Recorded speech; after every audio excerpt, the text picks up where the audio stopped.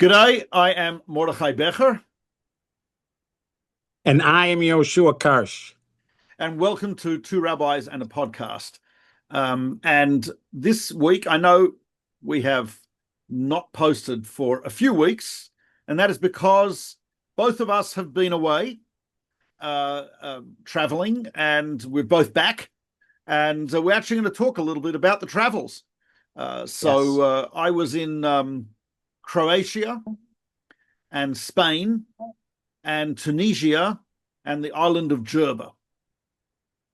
And I was in St. Louis, Toronto, and Bayswater, New York. Bayswater, it's beautiful.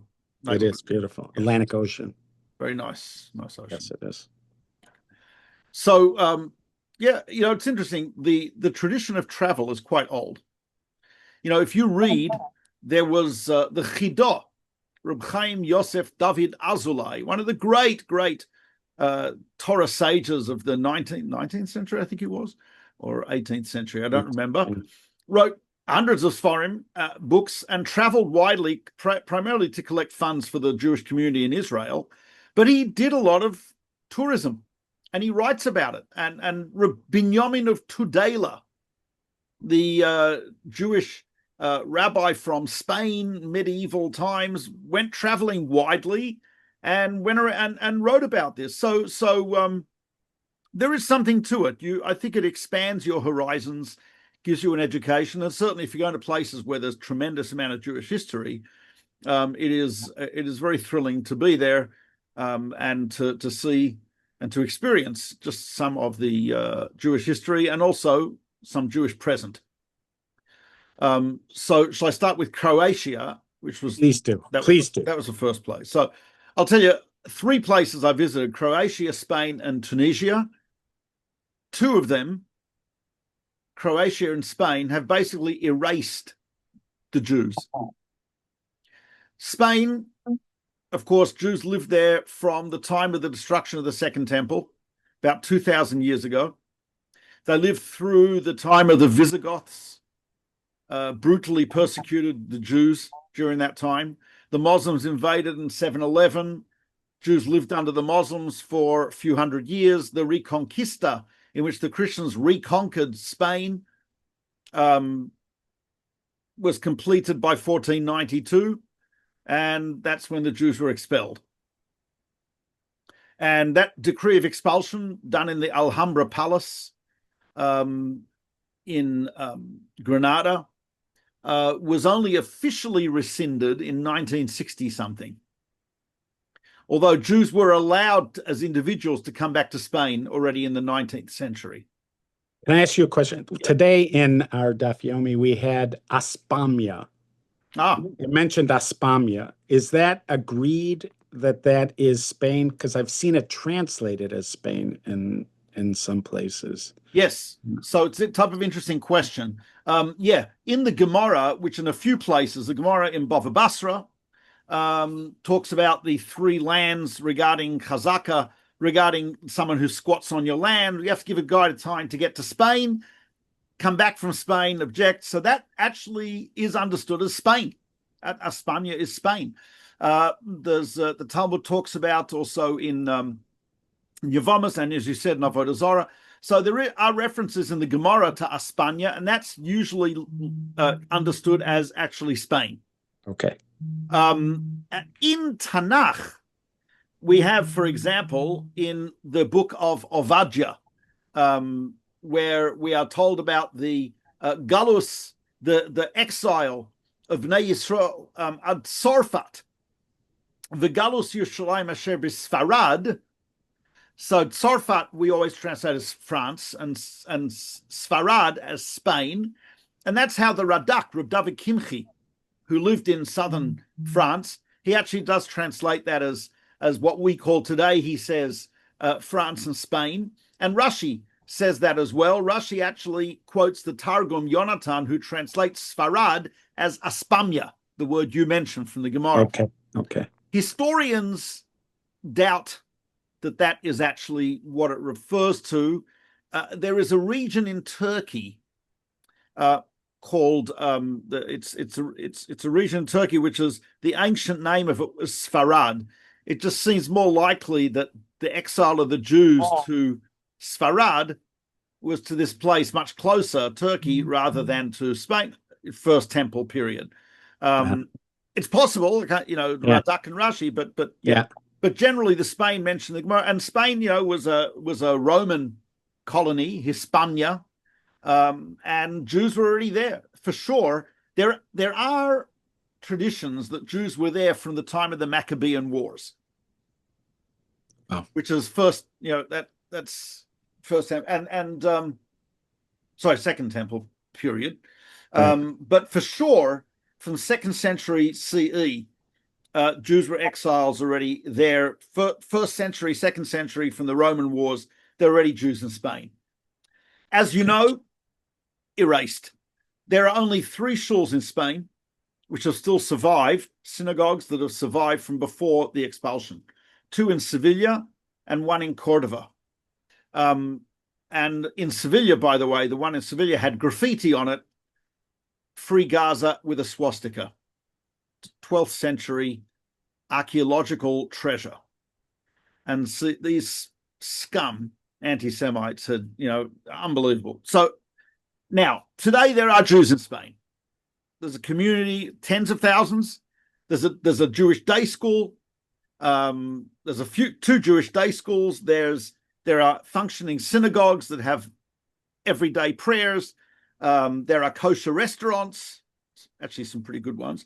So there is a community there in Spain.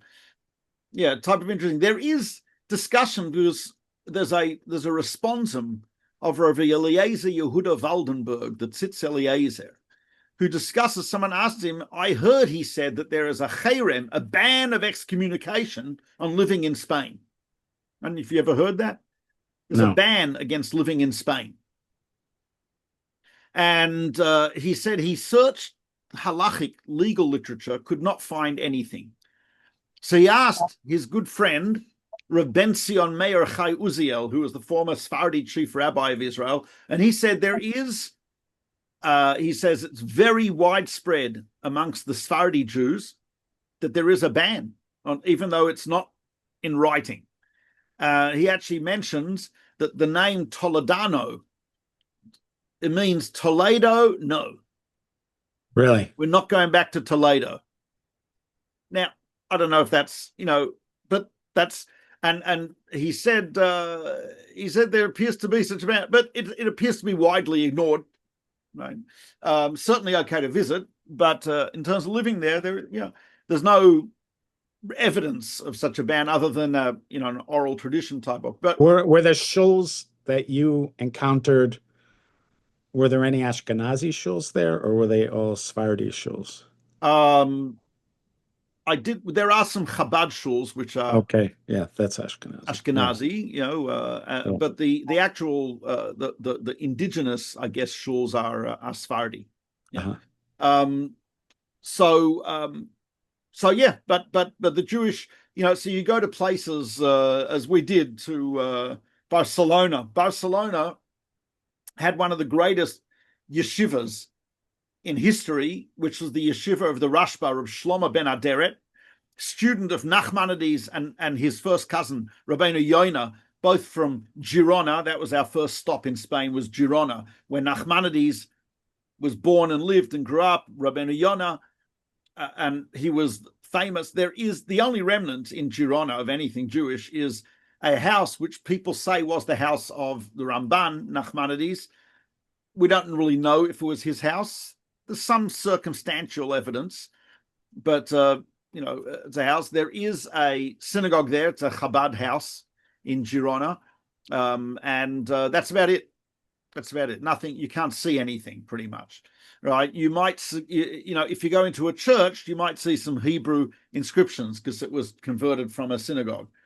So their student was Rab Shlomo ben Aderet, prolific commentary on the Talmud, prolific author of Responsa, thousands of Responsa, and he had a yeshiva there. No remnant. You can go in Barcelona. There's the court where supposedly the debate took place between Nachmanides and Pablo Cristiani in the 13th century. But there's not much there. Cordova, where Maimonides was born and grew up till he was 16. His father was a judge and was a magnificent Jewish community. There's one remnant of a synagogue left where there's a Sephardic heritage museum there, which is actually an excellent museum, very small, but excellent. And the docent there performed traditional Sephardic songs and chazanut for us there. Really? He was beautiful voice, great, just fantastic.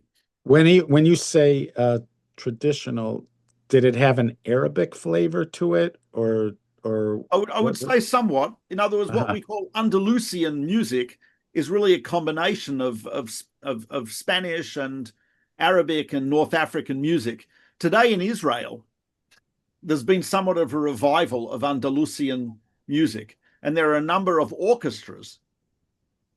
Andalusian orchestras that play this stuff, and it's magnificent, beautiful. I played it. I was talking to my students at Yeshiva University. I played them a clip of the Andalusian orchestra playing some Yom Kippur music songs from and a number of the guys in my class, Ashkenazim, said, "Yeah."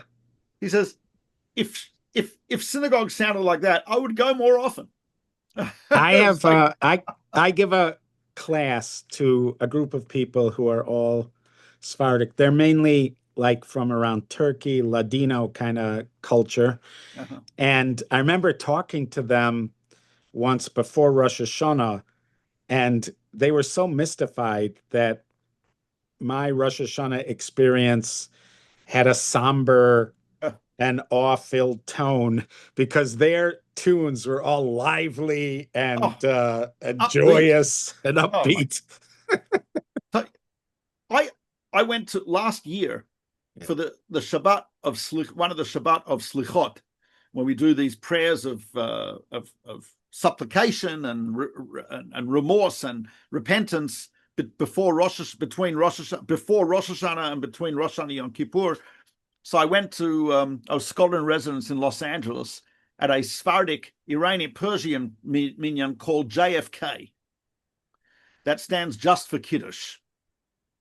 Nice. And that is justified because the Kiddush was unbelievable. But in any case, yes.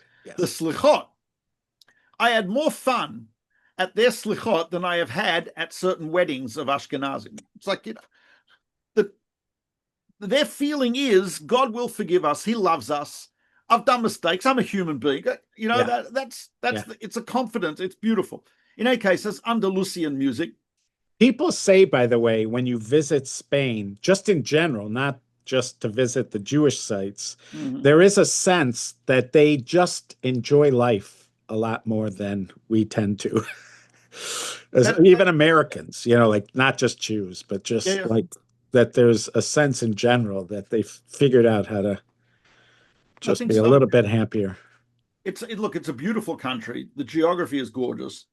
It's pretty hot in the summer, but it's in general a nice climate. There's amazing agriculture there. There's beautiful landscapes. It's surrounded by the Mediterranean. Yeah. It is conducive, to enjoyment. Yeah. And during the time when the Jews lived there amongst the Muslims and the Muslims controlled it, they had what's called the word used is convivencia, living together. But Cordova, beautiful gardens and fountains, and this was, and if you read the poetry of the great, we've discussed this, but the poetry of the great rabbis there, and they talk about it was a party culture. People would get together and there'd be music and wine and poetry, and it was type of interesting culture. So anyway, you go to places like, so we went to Girona and Barcelona, Toledo, which is, of course, where Rabbeinu Asher, the Rosh, was, who escaped Germany in the 13th century and came to Spain and was a Yiddish-speaking Ashkenazi rabbi who was so brilliant that he was accepted by the population of his area in Spain as their chief rabbi, which is why a lot of customs of that area are actually Ashkenazi. And, of course, his son became authored the the precursor to the Code of Jewish Law. I mean, ideal situation, the nexus of Ashkenaz and Sfarad were there. It's pretty amazing. But again, you can't see anything. There's no remnant. There's like you could go to a courtyard of a church and see some Hebrew writing down the bottom and that's about it. So it's right. You go to places like Granada. There's the Alhambra Palace, which is magnificent palace. And of course, that's where the decree of expulsion was written. So as beautiful as the palace is, there's a dark side to it, which is when Isabella and Ferdinand conquered that, one of the first things they did was write the decree of expulsion. And Cordoba, there's a place, Elisena, or Lucena, as they call it today, which is where there was another great yeshiva. That was a yeshiva that was the head of the yeshiva was Rabbi Yitzchak Al-Fazi, who had studied in Tunisia and had moved to Spain in his 70s and established a yeshiva. And in that yeshiva, two of the students, one of them was Rabbi Yehuda Halevi, one of them was Rabbi Yosef ibn Migash. What about Rabbeinu Hananel? Wasn't he also a Rabbeinu Hananel was in back in Morocco or in Tunisia. Kairouan in Tunisia. Yeah, and we'll get to Tunisia. So another student, Rabbi Yosef ibn Migash, who he had a student, Maimon, who was the father of the Rambam, Maimonides. It's like, and of course today in Lucena there's nothing to see. So, but it's a beautiful country. There's a certain, I get a pleasure and joy in walking in places where I know that the Rambam, Maimonides. That's what I wanted. I wanted to know if you, did it make a difference to you as far as that feeling? Because you've been in Europe, you've been to other places where, great rabbinic figures had been. You've been to Eretz Yisrael, where the Avos were. So in Spain, you were able to feel it? I think I felt that. Maybe it's just I'm deluding myself, but I think I felt something in these places. I think definitely there's some type of level of revelation that you can tap into when you're in a certain place. I don't know if you've had that experience. I remember there was a certain Maharal idea in the Maharal that I didn't really I was trying to understand it. And I did this tour in Prague, and we're at the Altneu Shul, one of the synagogues of Prague, where the Maharal frequented. And the explanation of the Maharal came to me while I was there. Like I wasn't cool. I was in the shul, his synagogue, and it was just I don't know. Maybe there's something to that, but I did feel something special about being able to be in the places where they lived, to see the environment that they lived, to see the buildings, because a lot of the buildings are from that time. And so you didn't need there to necessarily be lots of artifacts. There was enough there for you to feel the connection. I felt that, yeah.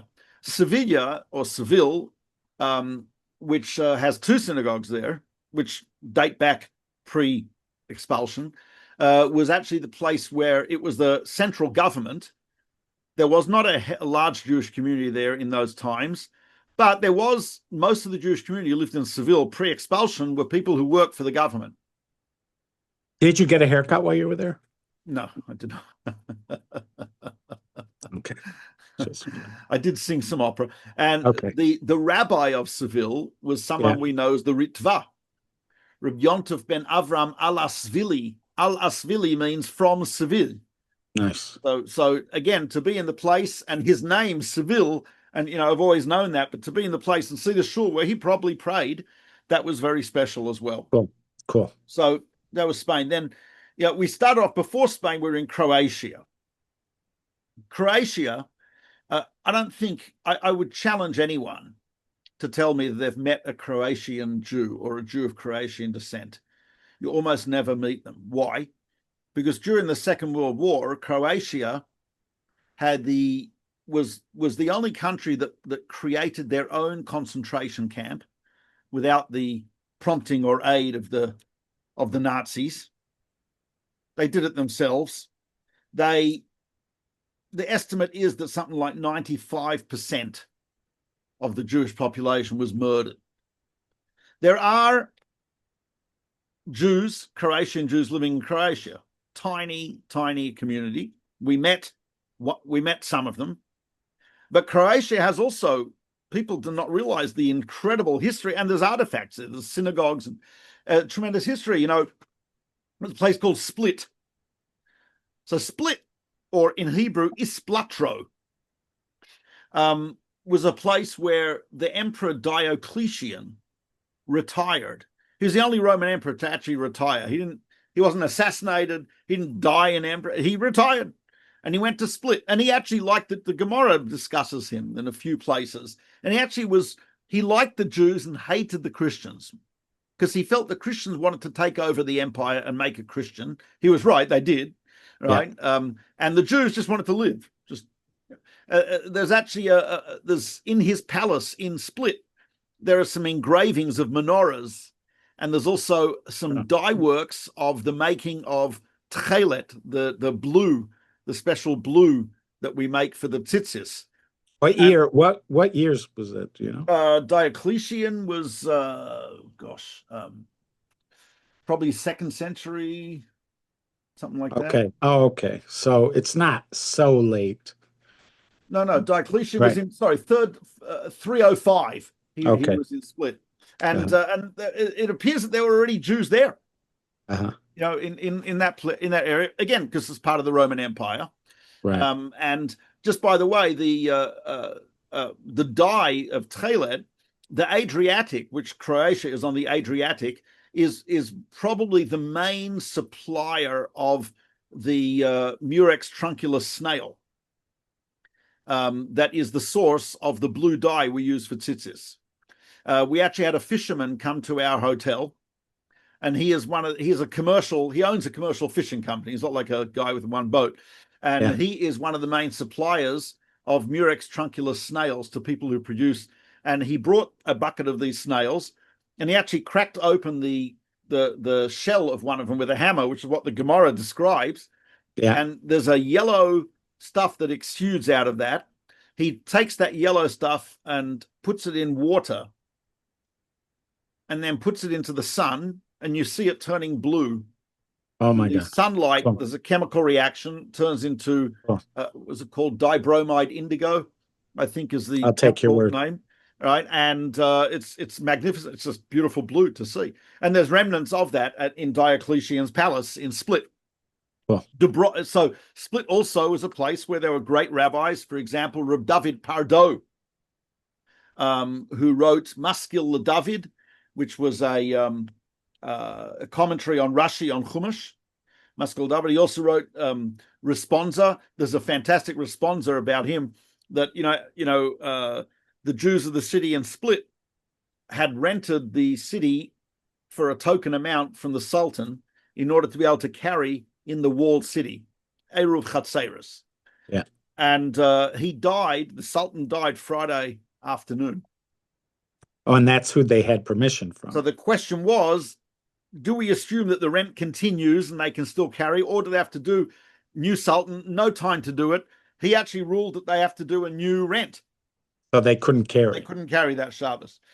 It's very interesting. There were other rabbis who lived there. Just to give you a list, Rabbi Eliezer Papo lived in the area, Sarajevo, who wrote the Pelayoetz. Rav Yehuda Lermer, Pleitat Bet Yehuda, Rav Aaron Cohen, Rabbi Yisrael Srud was there, who was one of the great students of the Arizal, Rav Isaac Luria, who went to Italy. He was also in Dubrovnik. So there were these great rabbis, Rav Shabtai Ventura, etc. So there is an extensive Jewish history. There was a short time where Chacham Tzvi Ashkenazi was in Dubrovnik, was in the area for a year or two, I think. There's a prayer here. There was a plague in Split, and the Jews in Padua in Italy composed a prayer praying for the Jews in Split who were suffering under the plague.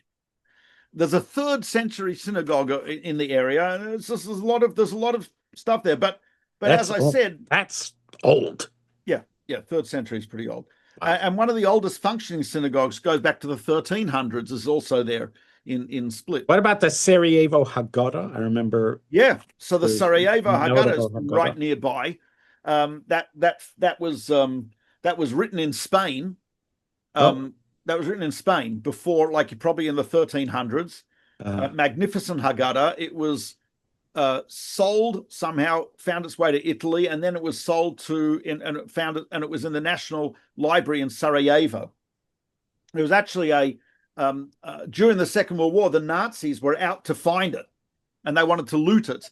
And a Muslim I've got his name here, a Muslim librarian, Dervis Korkut, smuggled the Haggadah out of the library and hid it. Dervis Korkut, aside from smuggling out the Haggadah, he also gave. There was a Jewish woman by the name of Miri Papo. Could be she was descended from the Peleo. It's the same family name.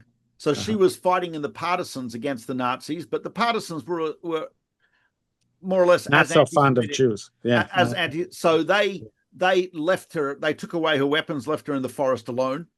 Teenage girl. She made her way to Dervis Korkut's house. He took her in and trained her how to act as a Muslim and pretended that she was his Muslim niece or whatever, and saved her life. Wow. So he saved the Haggadah and her life. Interestingly, he was persecuted after the war by the communists. They claimed he was a Nazi collaborator, horrific stuff. During the war in Yugoslavia in the 1990s, his children. Now, he, by the way, Mira Papo, survived the war, went to Israel and testified to Yad Vashem that Korkut had saved her life, and they sent him a certificate that he was a righteous of the nations. And anyway, he has a daughter and granddaughter who are caught up in the war. The Serbians wanted to kill, right, etc. They escaped to a Jewish community, I forget where, in that area. And the one of the things that she had salvaged from her house as she was running was the certificate from Yad Vashem. And she showed this to the Jewish community. They contacted the Israeli consulate, and she and her daughter were able to go to Israel to escape the war. They were greeted at the airport by Miri Papo's children, whose her father had saved, and the Haggadah. It's really quite something. There's a fantastic. I know you're into literature. Yes. So there is a wonderful book about the Haggadah, fiction, written by an Australian author. Hold on. Boy, it's an amazing, really fantastic book. Basically, it's a book written about goes through different physical forensics of the Haggadah and tells a story about each person who was who contributed to the Haggadah.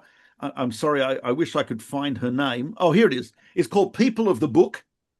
Okay. By Geraldine Brooks. Now that's name. Famous Australian author. She won prizes. Famous. She wrote in the New Yorker. Yeah. I recognize the name. Yeah, you would. Yeah. So she wrote people. She actually converted to Judaism. Geraldine Brooks. So anyway, that's that area. Sorry, unfortunately, there was there were Jews there. There was the Jasenovac, the concentration camp was there. Unlike the Nazi concentration camps, the Croatians killed each person individually, usually with knives. They're agricultural knives they used, and it was the level of savagery is something incomprehensible, even by Second World War standards. It's like, in any case, you've walked through Poland. Yeah. When you were walking through Croatia, I mean, people say that when they walk in Poland, you can still sort of feel the anti-Semitism a little bit. I don't know if you had that experience in Poland, but do you feel any of that when you're walking through with a Jewish group in Croatia? I did not feel that in Croatia. No, did not feel Okay. that. In Poland, I did feel it. For instance, we were in Kielce, where there was a pogrom there after the Second World War, 1945. And I got off the bus with our tour group. I see a group of Polish people standing there. I wanted to ask them where something was, where the street was. I had a map. I walked over to them. They all turned their backs on me. Seriously? There were like 4 of them. As I approached, they all turned their backs. Wow. I mean, that's mild. We have a friend, Rabbi Nissel, whose bus, I think, got stoned and attacked by anti-Semites. And somebody spit on one of the students that he was with. But he did say that, I think he said it was the Secretary of State, when he found out about it, because the chief rabbi of that area called various people, and he did come and apologize to the students. Okay. Right.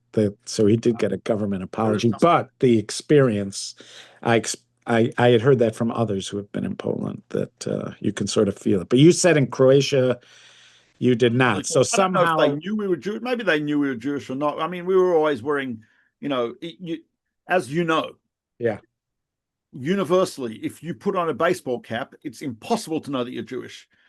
The only people that wear baseball caps while they're traveling are Orthodox Jewish people. It's well known. I thought this was a perfect disguise, but okay.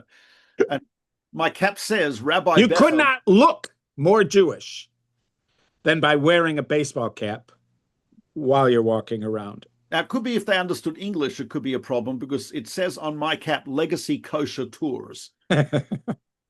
So I don't know if the disguise is complete. That's a problem. Yeah, that could be an issue. Okay. So, Legacy Kosher Tours, of course, a mutual friend of ours, Miriam Schreiber from Chicago. Yes. Advertising. Just had a great-grandson last night. Mazel tov. Yeah. Mazel tov. Mazel tov. So we went to Tunisia. And she's been talking about this for years. And I okay, big deal, Tunisia, another. She was correct. Tunisia was one of the most mind-blowing experiences I've ever had. Really? Specifically, the island of Djerba, which is an island off the coast of Tunisia. Tunisia, for those who do not know, is northeast Africa. It's like the most northern country in Africa. Borders Algeria, Libya, the Sahara Desert. A lot of it is there in Tunisia. Tunisia is a country with a rich Jewish history. You mentioned Rabbeinu Hananel. We had Geonim, Rav Chushiel ben Elchanan, Rabbeinu Hananel. First comprehensive commentary on the Talmud. Rabbeinu Hananel was in Kairouan, Tunisia. You said the Rif's teaching was in Djerba? No, in Kairouan. And Kairouan, though? But I thought he was in Fez. I thought that's Al-Fasi is from Fez. Al-Fasi means from Fez. It's unclear if he was in Fez or if his family originally came from Fez. We're not exactly But that's not sure. Where he taught. No, that's not where he he taught in Tunisia. Kairouan, and then Elisena in Spain. Right. So Tunisia itself is a country where, as I've said, Jews have been living there. Some say since the First Temple period. Wow. There is a legend of a certain one of the tribes. I forget which one it was. Maybe the Navajo. Too much Mel Brooks. One of the 12 tribes, apparently they say some of them went there in the First Temple era. Hard to confirm that. But definitely from Second Temple destruction, there were Jews in Tunisia. First of all, it was part of the Roman Empire. Some of the most beautifully and well-preserved Roman ruins are in Tunisia. Is Carthage? Yeah. Somewhere Tunisia is Carthage. It's interesting. You look at the commentaries, the book of Yeshaya and others talk about Tarshish, the biblical Tarshish. Yes, so Rav Sa'adjagon translates Tarshish as Carthage. Carthage was Tunisia. That's where Hannibal, right? That whole empire, the Phoenicians, Yeah, cool. Tunisia. In the book of Malachim, Tarshish, right? It says, Rashi says Africa, which actually Tunisia is North Africa. It's interesting that of the presents that were brought to Shlomo HaMelech from Tarshish, there was Shane, there was Shinhav, which is ivory from an elephant. There was Kofim monkeys, and there was peacocks. Now, I thought that was an indication that they had gotten stuff from India. On our India trip, yes, there are some who there was say, mention about that yes, these would have likely come from India. You're saying there's a competing absolutely notion that they could have come from Tunisia. I think the consensus seems to be that Tarshish, that Tunisia is Tarshish, which is Carthage, etc. So that is 100% yes. And there were authors, Amoraim, contributors to the Talmud, who were from there. Rabbi Yitzchak Carthaginian in Brochus, Rabbi Yitzchak Carthaginian, Rabbi Yitzchak the Carthaginian. So Rav Yehuda says from Tsur, Tyre to Carthage, they know of the Jews. Interesting he should mention Tyre and Carthage, because that was one of the primary trade routes of the Carthaginian Empire, was Tyre and Carthage. That was a central trade route. That's one of the reasons they created a trade routes and trade ports in Carthage, Tunisia. So Jews have been there for thousands of years. There were Berbers, who the Romans called them Berbers from the word barbarians, who were the indigenous tribes. And some of those Berbers were Jewish, actually. They were Jewish Berbers. Some of them converted to Judaism, there were Jews of the Berbers there. There was the Islamic conquest in the 7th century, and Kairouan became a major intellectual center. You have Rabbeinu Hananel, Rabbeinu Chushiel, you had Rabbeinu Nissim Gaon. Really? Rabbeinu Nissim Gaon was in Kairouan. And it was, the Fatimid were fairly tolerant, and there was decline and ups and downs, obviously, depending on who was ruling. Almohads was pretty lousy, but Jews, continued a presence there. Now, there's an island called Djerba, which has a population of about 150,000 people. So it's a big island. You get there by ferry or by causeway, and Djerba has the oldest continuous Jewish community in the world outside of Israel. There's some kind of pilgrimage, right? Yes, on Lag BaOmer, to the Al Djerba synagogue. There was a terrorist attack there at that pilgrimage. So El Djerba was quite something. The Jews of Djerba appear to have been there since, for sure, the Second Temple era. They are this. Nice. There's approximately 1,300 Jews in Djerba, all religious. There's a chief rabbi, Rabbi Bitan. There are synagogues, active synagogues. There's a Beis Yaakov, a girls' school, K to 12. There's boys' schools, kindergarten to 12. We went and visited the schools. The kids learn Chumash, Torah, using the tafsir of Rav Sa'adya Gaon, which Rav Sa'adya Gaon in the 10th century translated the Torah into Arabic, and the kids are in the Cheder, little kids, elementary school, are translating the Torah into Arabic. Unbelievable. As they've been doing since the 10th century. On Friday afternoon, the rabbi goes out to the marketplace and blows the shofar to herald the arrival of Shabbat, tell people to close the stores and go home. There's a central bakery. All the kids who ride motorbikes, obviously, right? They come with trays of challah dough that their mothers made, and the whole community bakes their challah together in the communal oven. Oh, that's cool. And they pick it up and bring it home. Then later on, just before Shabbat, they bring their chamin, their stew. No way. Table pots. No way. They put it in the oven and they pick it up after Shacharit on Shabbat. Awesome. There's a certain the they wear Judaism like it's just their skin. It's just so natural. The Torah is just a natural part of it. I've never seen anything like it. The sense of community that they have there. In the evenings in the summer, in the marketplace, they all go out there barbecuing together, making laffa, and everyone just, the restaurants, there's a number of restaurants there and snack stores. None of them have kashrut supervision because they're all people in the community. Everyone knows them, right? Everyone knows each other. They're all keep Shabbat, and a lot of the students, some of the boys will be educated. The guy who was our logistics person, who's from there, David, wonderful guy, he studied in Gateshead Yeshiva for 4 years. His father wanted to send him there because he wanted him to learn English so he could get, the boys don't do secular studies. So they pick up English or French when they go abroad to study in yeshiva. And there's 50 members of this community who are shochtim, who travel around the world doing shchita, and that's how they make money. Got it. The Djerba shochtim are considered to be the top level. They will not. Do they know Nikur? What? Yeah. Do they know? They know how to do Nikur. Yeah. So you could get filet mignon from those guys. Theoretically, yeah. We didn't have, but we ate well, but not that well. And they there's a lot of Sofrim there who also produce Sefer Torah full mezuzahs and export them.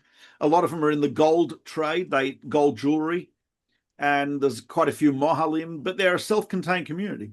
They have everything there. So some of them we met. We had Rabbi Raka from Chicago was with us, who his family is from. His family is from Tunisia. Wait, he went with you? Yes. Oh, that's so cool. His family is from Tunisia. We went to a synagogue, the great synagogue of Tunis, not on Djerba. It's an Art Deco synagogue built in the 1930s. It's magnificent. His grandfather was the person who got the financing for the synagogue, and he'd never been to Tunisia before. Oh my gosh, that is so cool. Is he not an incredible Talmud Chacham? Wonderful. And he was in our grade. Yeah, he's our age. He's Yukos. He was in Yukoson's class. Yeah, he told HTC. me. Yeah, he told me. And what's interesting is we went to an olive oil production facility, and the mashgiach there, the supervisor, the brother of David that we met, does supervision in Tunisia and Algeria and stuff, and for the CRC. Really? And we said, this man is a dayan, he's a judge on the CRC, and here's the mashgiach who works in Tunisia. It was like very cool, just amazing. So and there are scholars who lived in Djerba. They had their own printing press. There's hundreds of books. We went to the library there, many old books. You open up the library, printed in Djerba. Do they have unique minhagim? Yes. They're almost all kahanim. Seriously? There's Leviim are not allowed to live there for more than a year. Even to this day? To this day, yes. Leviim, because of the Ezra fined the Leviim for not leaving Babylon when they could under Ezra, and so the community still has no... they say Birchat Kohanim only on Shabbat, every Shabbat, as opposed to every day, which is type of interesting. Yeah. In the El Djerba synagogue, where they believe there's a stone, they say there's a stone from the Beit HaMikdash in that synagogue. They don't wear shoes when they daven there, because in the Beit HaMikdash, you didn't wear shoes. Is that because they say they have that stone? Yeah. Or because So it's a fascinating community, and it's I think unique. I don't know of communities like that, where they literally have been keeping their traditions and the Torah, and they have certain poems they say in synagogue and shul. They have their own nusa, which is very similar to Eidot HaMizrach. Yeah. And just amazing. Yeah. They wouldn't eat some of our food. We had a group of them, a family of the logistics guy and the mashgiach came to us to the hotel for Shabbat, because they said that the Ashkenazim are lenient about certain things regarding cooking, bishul akum and stuff like that, and they wouldn't eat the meat shechted outside Djerba. So they're But what's interesting is here these guys. That's awesome. Who are I would say much more religious than I, right? And they're walking around shorts, t-shirts, and we had a guy we went to one shul in a place called Galata, which is it's a beach resort where a lot of Jews from Tunis and Djerba go there in the summer. So there's a shul which is on during the year. It's only Shabbat Sunday, but on summer every day. So there's a guy there. He's wearing t-shirt and jeans. He's leaning on the bimah. He's talking about. He says, "Yeah, I'm the chazan of this synagogue, and I also answer people's questions. I'm not really the rabbi, but I answer questions that I know. If it's something more complicated, I speak to the chief rabbi. I'm also a shochet, and also I'm a teacher in the day school here in Tunis." And he's just so casual that in the high school, the boys' high school, the boys we went in, they were studying. Their teacher is a Masifta Rebbe who's got a blue check shirt and cords and sandals, no socks, and he's a Torah scholar, and they were learning Shelot Tshuvot. They spend about an hour or two every day with the high school boys learning responsa literature. He said it gives them a breadth of knowledge and a practical application. It's very interesting for them. So each one does any responsa they want by themselves, and then once a week we all do something from Rav Yosef, Yabia Omer. How do they learn Gemara? He said, this is how we've always learned Gemara. Hundreds of years they've done it this way. We learn the Gemara without any commentaries. Even the kids. I then ask them what they think the Gemara means, and asking questions, etc. Then after they've all expressed their understanding, we then look at Rashi. Then at Tosfot, they're big into Rashi, Tosfot, Maharsha. They don't have a special feel for Rabbeinu Hananel or somebody like that. I didn't detect that, but they may. I don't know. Yeah. So this is the community. There was Nazi occupation of Tunisia for 2 years during the Second World War, but there was forced labor, but they had very few fatalities. They have great Kabbalists there. They had some of the you may have heard Rav Chalfon Moshe HaKohen, chief rabbi of Djerba. He wrote Shoel V'Nishal, Shoels and Chuvas. There's a Rav Yitzchak Chai Taib Lomet. Street. Is he the Chai Taib street? Yes. So he was a great tzaddik and Kabbalist, Rav Yitzchak Chai Taib. If you look at his grave, we went to his grave. It says Yitzchak Chai Taib Lomet, did not die. So the story behind it is that when he died, the person who did the engraving on the tombstone wrote Yitzchak Chai Taib, mate, and then he wrote the date. Yitzchak Chai Taib died on this date. He has a dream that night. Rabbi Yitzchak Chai Taib comes to him in the dream and he says, don't you know that righteous people, even in the world to come, still are alive? How dare you write that I died? So the engraver wrote the word lo, did not dead, in between Chai Taib and mate. Right? So people now call him their Yitzchak Chai Taib lo mate, didn't die. I think you told me that they redid it, but they kept unfortunately, the original tombstone was destroyed. But yeah, also, by the way, Tunis was the place where the first, in 1813, President James Madison appointed a Jew called Mordechai Manuel Noah as the American ambassador to the Kingdom of Tunis. He was recalled about 2 years later by James Monroe, who said that his Jewish faith was an obstacle to his consular functions, which it was not. He had been one of the most effective ambassadors, but it was anti-Semitism, which is we're used to, unfortunately. Yeah. And so that was in Tunis. So the actual place was something just mind-blowing. To meet a community, I don't know, just the simplicity of their that Judaism is life. There's no pretension.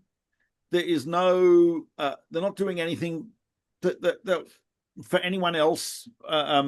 It's not status. It's just a very natural Judaism that goes back thousands of years. It's an amazing thing to see. It was inspiring. Very cool. Very cool. Inspiring.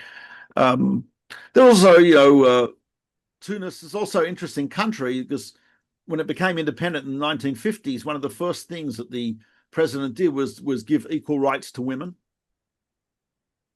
There's free education, state education throughout, going through to university.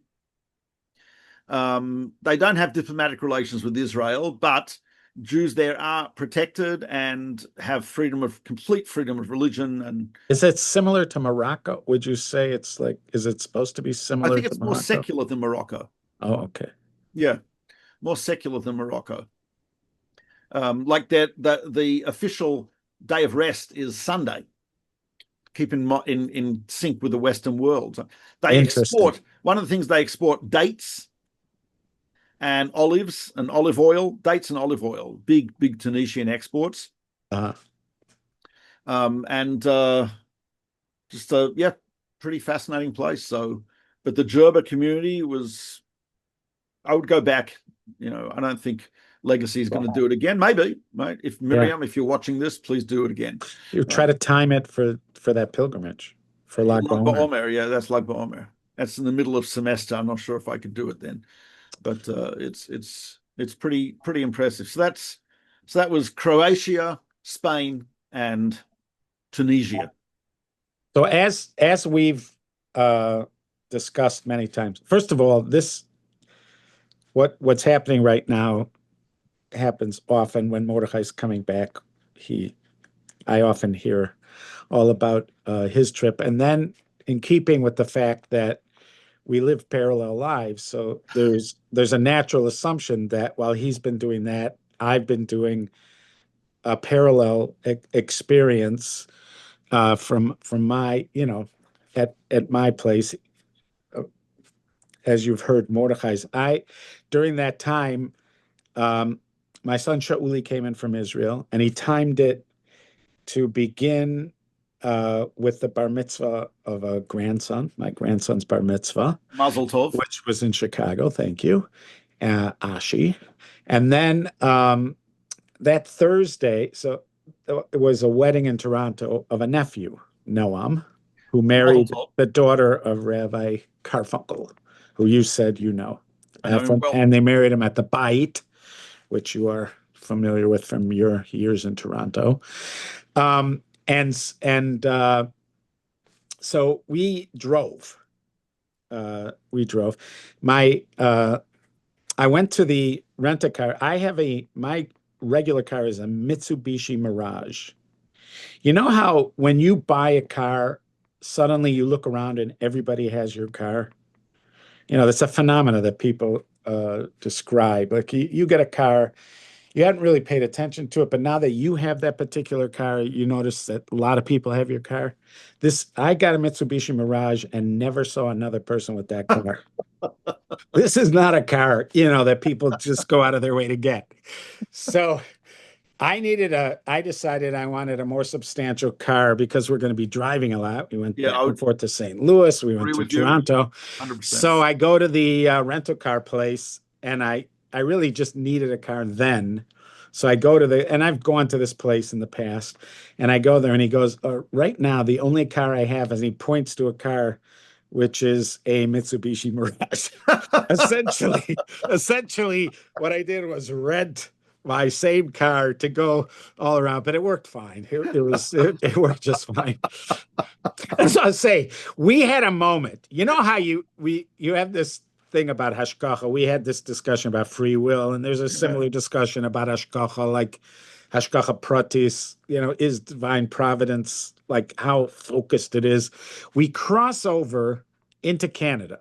We're crossing from Michigan into Canada, like north of Detroit, and we're in Canada for maybe half an hour. Now, the area that we're in on this highway looks a lot like Iowa, or it's just farms, like lots of farms. It's lush, it's green, but lots and lots of farms.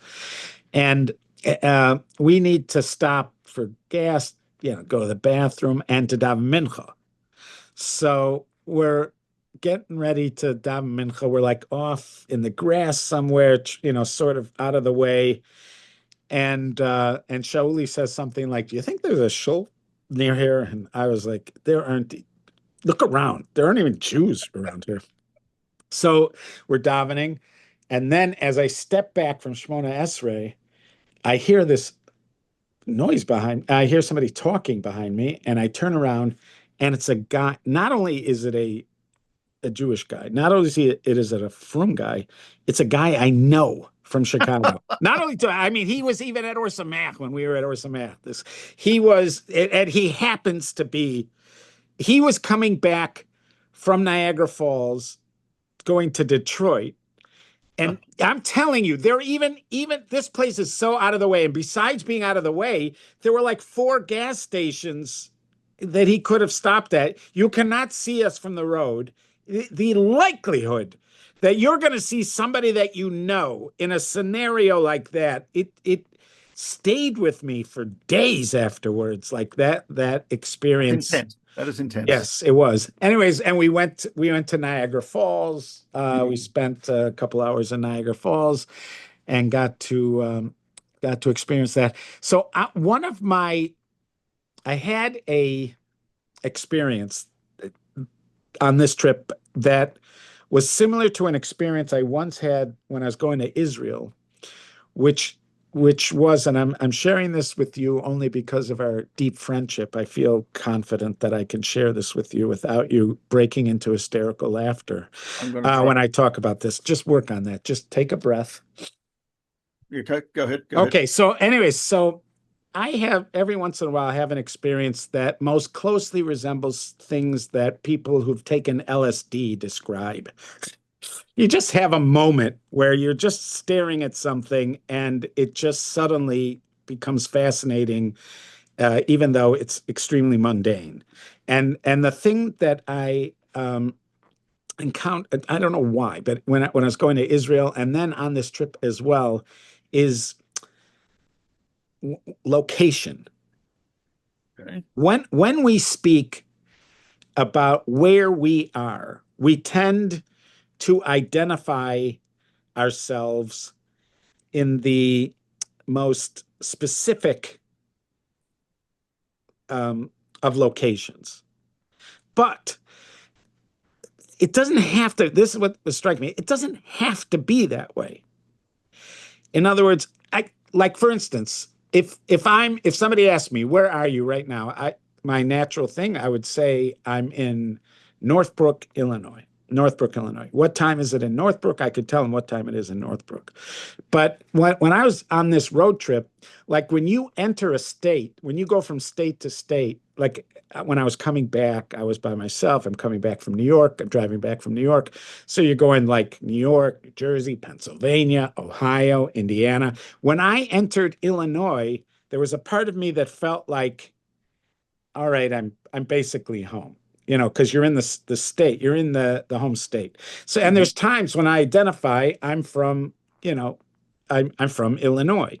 When you're in Israel, a lot of times they treat you just as an American. They don't care where in America you're from. You're just an American, right? And that's how sometimes if you've been away from America for a long time and you could be, land at Kennedy, at JFK, and you feel like in some ways, you're at home. You identify as being in America.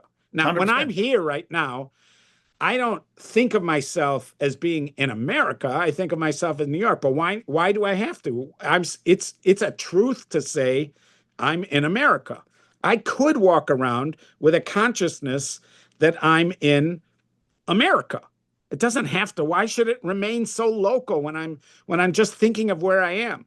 And also, let's say I was an astronaut and you're in the space station, like those astronauts that got stuck up in the space station for like an extra many months where they had to stay up there. Now they just want to get back to Earth.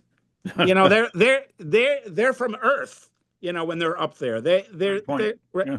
So if I wanted to, I could walk around with the everyday consciousness that I'm on Earth, but I don't. For some reason, and this, you could extend this to our solar system, to our galaxy, to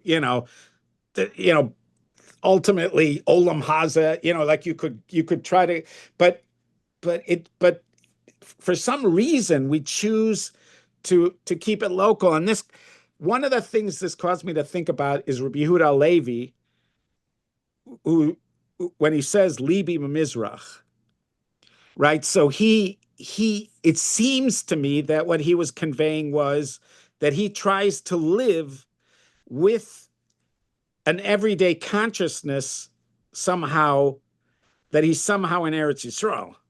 My heart is in the east, but I am at the ends of the west. Right. But what does that mean to say my heart is there? That means there's some aspect of his regular everyday consciousness 100% that he's associating with there, which shows that there is a possibility. We don't need to, but for some reason we choose to think very, very locally, and I don't know why that mattered so much, but it was something. Yeah, interesting. Yeah, interesting perspective. Yeah. Yeah. Okay. I got to go. All right, you do that. There's a possibility. Yeah. That I'll be away next week. We'll talk about it. But okay, folks, if you like this, then like and comment and share with friends. And if every one of our viewers would take it upon themselves to get 1,000 other viewers, each one of you, 1,000 other viewers, then we'd have several thousand viewers. Yeah, there you go. Right. That's it. It'd be too much of a challenge. No. Okay. Ice bucket is less challenging. Yes. Okay. All right. It's been well. real. Thank you. Thank you for sharing.